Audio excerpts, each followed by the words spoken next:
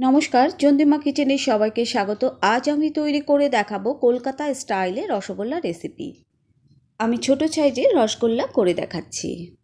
আর সামনেই আসছে দুর্গাপুজো। আর পুজোতে বাড়িতে এরকম রসগোল্লা বানিয়ে আত্মীয় স্বজনকে খাওয়ালে সবাই প্রশংসা করবে। এবার রসগোল্লা বানানোর জন্য আমি শিরা বানিয়ে নিচ্ছি। এখানে আমি 4 কাপ চিনি আর 4 কাপ চিনির জন্য 2.5 কাপ জল দিয়েছি। 2.5 কাপের একটু বেশি হলেও সমস্যা হবে না। আমি এখানে পুরনো শিরার সাথে 1 কাপ চিনি দিয়ে মিশিয়ে শিরাটা করে নিয়েছি। আপনাদেরকে আমি চিনির মাপটা বলে দিলাম। এবার মিষ্টি বানানোর জন্য আমি ছানা নিয়েছি। এখানে 1 কেজি দুধের ছানা আছে, এখানে 1 কাপ ছানা আছে। মিষ্টি ভালো বানাতে হলে অবশ্যই ভালো ছানা প্রয়োজন। আর ছানা ভালো না হলে কখনোই মিষ্টি ভালো হবে না।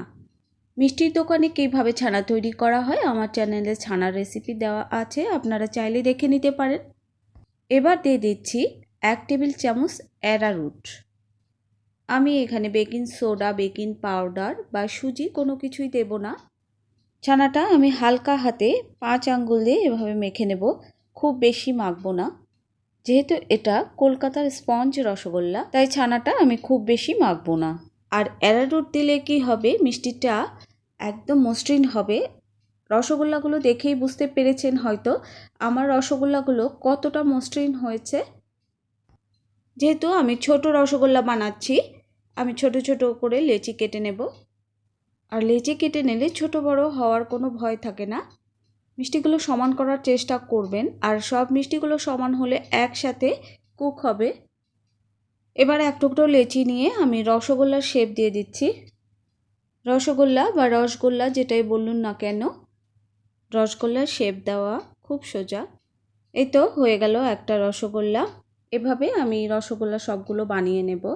আর আমি একটা থালার উপর রেখেছি, থালার পেছনে সামান্য তেল মেখে আমি রসগোল্লাগুলো রেখেছি। চিনি শিরার উপর সামান্য ময়লা ছিল, সেটা আমি ফেলে দিচ্ছি। এবার দিয়ে দিচ্ছি 1 চা চামচ ময়দা। বেশি ময়দা দিতে হয়নি, এটা পুরনো শিরা ছিল। যেহেতু আমি পুরনো শিরাতে মিষ্টিটা করছি, এলাচ থেতো করে আগেই দেওয়া ছিল। এবার ফুটন্ত শিরার মধ্যে আমি রসগোল্লাগুলো দিয়ে দিচ্ছি। মিষ্টি প্রথম থেকে শেষ পর্যন্ত হাই হিটে কুক করতে হবে, কখনোই লো হিটে মিষ্টি কুক করা যাবে না। দেখুন 6 মিনিট পর আমি মিষ্টিগুলো তুলে দেখাচ্ছি।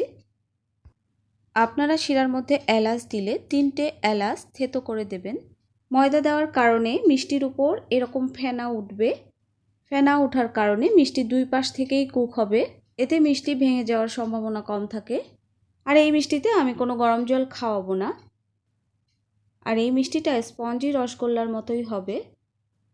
অ্যারারুট দিলে মিষ্টিগুলো ফেটে যাবে না। আর মিষ্টি বানাতে চাইলে আপনাদের ফুল ভিডিওটাই দেখতে হবে। ভিডিও টেনে টেনে দেখলে মিষ্টি কখনোই বানাতে পারবেন না। আমার মিষ্টিটা কিন্তু কুক হয়ে গেছে, শিরাটাও দেখুন প্রায় ঘন হয়ে এসেছে, কিন্তু আমি জল খাওয়াবো না। আমার মিষ্টিটা হতে প্রায় 12 মিনিট সময় লেগেছে, আপনাদের ক্ষেত্রে কম বেশি হতে পারে 2-3 মিনিট। আমি গ্যাস ওভেনটা বন্ধ করে দিয়েছি, দেখুন মিষ্টিগুলো কতটা পারফেক্ট হয়েছে। এবার মিষ্টিগুলো আমি গরম জলের মধ্যে দিয়ে দেব। আমি 6 থেকে 7 মিনিট মিষ্টিগুলো গরম জলের মধ্যে রেখে দেব। যখন এরকম কালার চেঞ্জ হবে তখন আমি 1/2 কাপের একটু বেশি শিরা এর মধ্যে দিয়ে দেব। তার আগে দেখাচ্ছি মিষ্টিগুলো কতটা সফট। আবার কিন্তু শিরায় দিলে মিষ্টিগুলো একদম গোল হয়ে যাবে।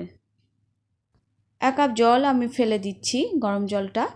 আর এখানে 1/2 কাপ শিরা আমি দিয়ে দেব। আমি যে শিরাটাতে মিষ্টি করেছি ওই শিরাটাই আমি 1/2 কাপ দিয়ে দিচ্ছি। এবার 5 থেকে 6 ঘন্টা শিরার মধ্যে রেখে দিলেই মিষ্টি খাওয়ার জন্য তৈরি। আপনারা যখন আমার রেসিপি দেখে মিষ্টি বানিয়ে পারফেক্ট মিষ্টি রেসিপি বানিয়েছেন এটা কমেন্ট করেন, তখন আমার খুব খুব ভালো লাগে। সবাই সুস্থ থাকুন, ভালো থাকুন। আবার দেখা হবে অন্য কোনো নতুন রেসিপি নিয়ে।